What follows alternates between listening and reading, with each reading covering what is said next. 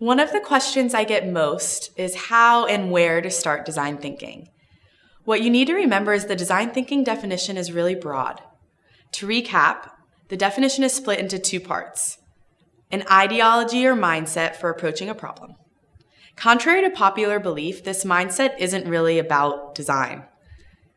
It's about helping companies and individuals to think differently about strategic options and system impact. Design thinking basically incorporates three elements from various design disciplines and is most powerful if you combine them with strategic context. This is where D school meets B school. In order to do this, there's a starting guideline, which is where the second part of the design thinking definition comes in. It's a 6-step process to help people apply this strategic thinking. Given this definition, you can apply design thinking in many ways, some simpler than you think. It almost sounds too easy, but shifting a team's mindset to be user and human-centered is a start. You can do this by making an empathy map with your team or involving others in research.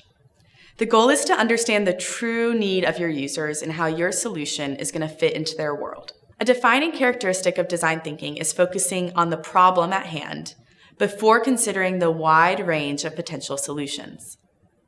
Define and align on this problem before you even dive into solutioning. When doing this, you want to work in a collaborative, democratic way. You can do this by dot voting to make decisions, diverging then converging thought streams, weighing opportunities on a matrix using criteria important to the business and user. From there, start to play with the basics as you get more comfortable. You can begin to expand your practice, applying design thinking methods in a dynamic, non-linear way. Try facilitating a workshop, pulling in other expertise to your process, and collaboratively involving users throughout that product development cycle. My parting advice: be willing to think dynamically. Apply what you need as you need it. Document what works for your team and iterate from there. We should be designing our process as much as we design our end product.